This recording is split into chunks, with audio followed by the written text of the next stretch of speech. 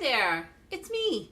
And I promised that I would vlog, whatever, do this after I signed up for the bar last month when I did an update. So I am now doing that. I signed up for the bar a week ago from today on March 2nd. And just like the people at the California State Bar promised me, it was pretty easy. Filled out the application like everybody else, except there is a drop-down box if you have been approved for accommodations or are in the process of being approved for accommodations. So for those who follow the vlog or don't, whatever, they suggest that you start applying for any disability accommodations a year before the bar, so that they have time to go back and forth, which they have. They've gone back and forth with me, I think 3 or 4 times. Lots of conversations, emails, we need more documentation of this, blah, blah, blah. So, but I think it was a month and a half, maybe 2 months ago, I finally got notification, it was right before Christmas or right after Christmas, that all of my accommodations basically are accepted. And I can use my CCTV to magnify, I can use my text-to-speech. I'm getting my MBEs in large font on a binder. I just have to circle the answers. I don't have to do the little bubble. Several little nuances like that. So anyway, so since my testing accommodations have been accepted, I could click on that box, and then you are to prioritize your top 3 testing sites: priority 1, priority 2, priority 3. Well, the disabled people do not test with the regular people. We have our own locations, and they're not as numerous. So there were only 4 test sites for testing accommodations: 2 in Northern California, 2 in Southern California. One was only an hour from my home, and one is like 3.5 hours from my home, maybe 4 hours, I'm not sure. I think 3.5 hours. There's my dog in the background. And so I actually put my priority as the one 3.5 hours away from my home, because I have kids, and if I am close enough that I could drive home, I will worry about them. I will think about them. I will, should I call? They will know that I'm close enough to come to their aid. And I don't trust that I will be able to get into a bubble and just get into a zone. So I want the one 3.5 hours away. So I put that as my top priority. I put the one closer as my second priority, and then one of the Southern California ones as my third priority. And then you fill out the application and you hear nothing for several days. You pay them all your money, a lot of money. And I think it costs, I don't know, about $800. So then you hear nothing. I have to tell you, I'm such a type A worrying freak that I sat there thinking they're going to reject me. They're not going to let me take the bar for some reason. I couldn't think of a reason why they wouldn't let me take the bar, but I actually was tense and worried about it. I am such a freak. So my worries did not come true. I was accepted and I got my first priority. So now I'm taking the bar 3.5 hours away. I've already booked my hotel room, and I asked for a refrigerator because I don't trust restaurant food. And just so you know, I'm going to be there for 6 days. So I booked my hotel room for a couple days in advance, and then I'll leave the day after I'm done testing, because I can't drive in the dark. So anyway, that's basically like I'm going to go there and get in a bubble. I got to go there and get in a bubble. And I'm a little nervous about it. One of the things I'm nervous about is bed bugs in the hotels.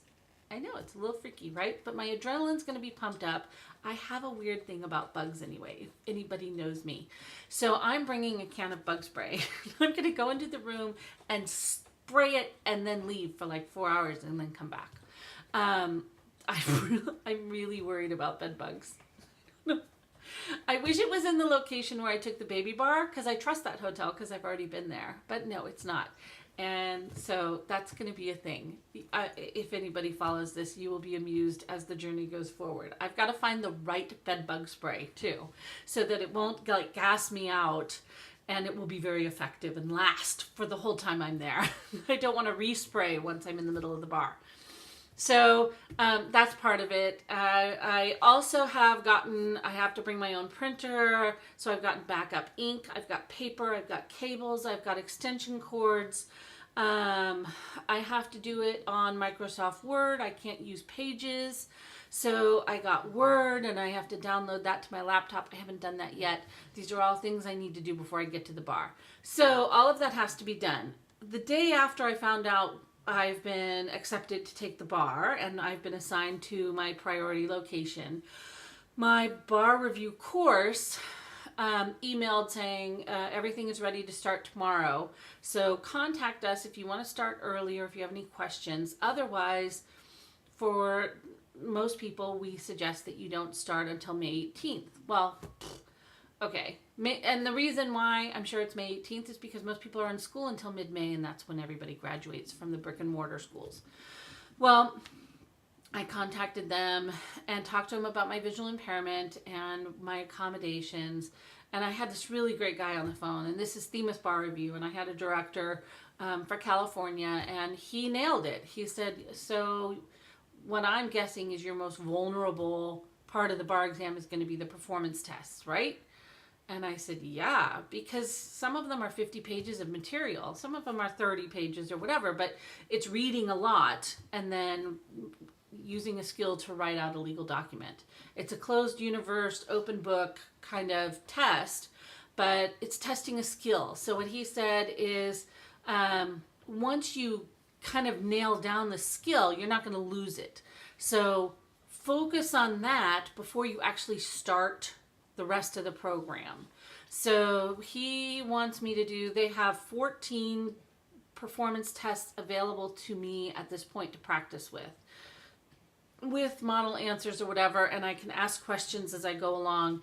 He told me to do all 14 of them before May 2nd, because in May 2nd, May 3rd, I will start the rest of the program.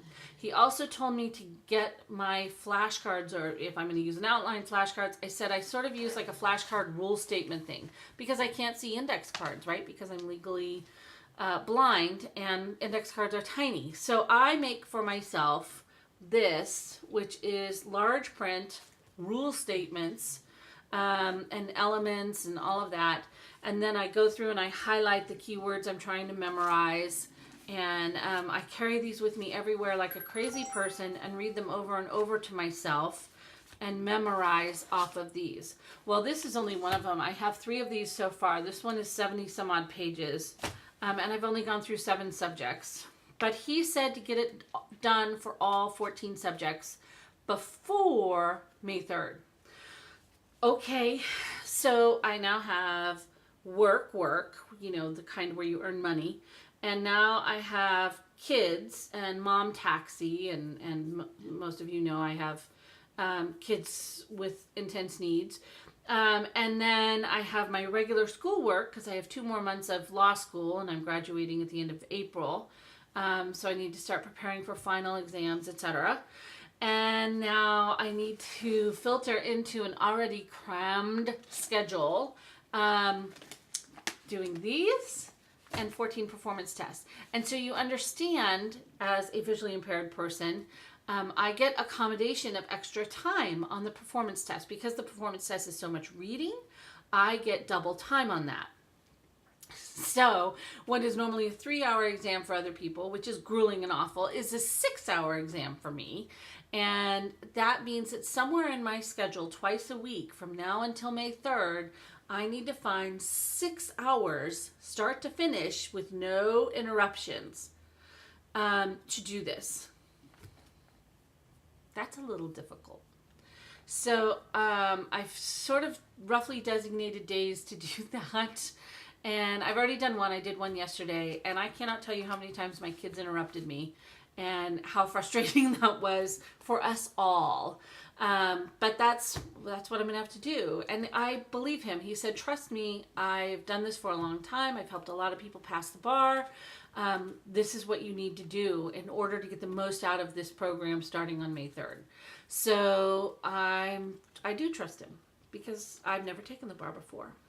So that's what the update is. A lot has happened. So I'm signed up, got the hotel room booked, went into a little panic attack about that, getting bug spray, researching the bug issue, and starting my Themis bar review, and making my rule statement / flashcard, big, large print stuff, and working on performance tests. So the other thing is that when I do start the Themis bar review, they say, now this is for the fully sighted normal people, it will be your job. You will work this program 8 to 10 hours a day at first, and then the last 3 weeks will be 12 hours a day. So what the guy told me on the phone is, so what is 8 to 10 hours for everybody else is going to be 12 to 14 hours for you, and then ramping up to 16 hours a day. So that's awesome. This is my Kilimanjaro. This is my, some people when they have a midlife crisis, they decide to go hike a mountain. This is my mountain, right? Just keep cheering me on. This is my mountain. I am hiking Kilimanjaro mentally. So that's it. That's my prep. I hope that these vlogs help eventually somebody, anybody. I see I'm on a lot of Stargardt's web pages, and parents and different people who are diagnosed with Stargardt's or have kids with Stargardt's start to think, well, what can my kid do? And it's posted like maybe every other week. What do people do for a job? I want people to know that it's possible to do stuff even though you're legally blind. And I know Stargardt's it's a variety. Some people are more blind than others. Some people lose color. Some people, it's very different for everybody. But in general, we're all visually impaired. And it's a matter of using the technology and the people around you, learning who to ask for help and who not to ask for help, and when you can do it on your own and when you can't. But I refuse to be... I refuse to not do something because I'm blind. So, that being said, I probably wouldn't fly a plane maybe, but I don't know, maybe I would. Right now, this is my Kilimanjaro, and I am going to become a licensed attorney, and I'm going to do it as a blind person, and I just want to share it with people to show them it's possible. It's not an ego thing. It's that I don't want anyone to feel like if they have this or some other disability, that it means that they can't do something. So that's it. I've gone over the time I normally use, but I wish you all a happy Monday, and I will catch you all on the flip side. And I'm so grateful for all the support, prayers, and love. And that's it. Bye.